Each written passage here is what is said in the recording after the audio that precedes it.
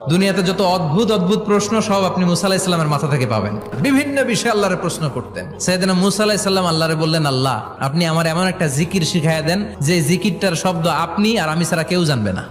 দিনে রাতে সব সময় এই জিকির আমি করব, আপনারে ডাকবো, কিন্তু শর্ত হলো এই জিকিরটা জানবে শুধু আপনি আর জানবো শুধু আমি।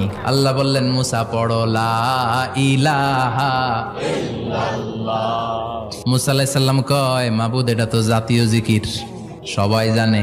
আমি তো চাইছি এক্সেলেন্ট একটা জিকির, কারো কাছে নাই, শুধু আমি জানবো আর আমি পড়বো।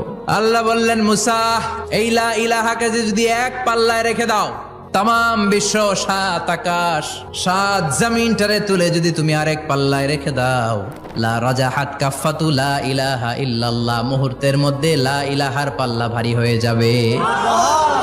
ও মুসা, তুমি যতই এক্সক্লুসিভ জিকির চাও, লা ইলাহার চেয়ে দামি জিকির আমার কাছে নাই।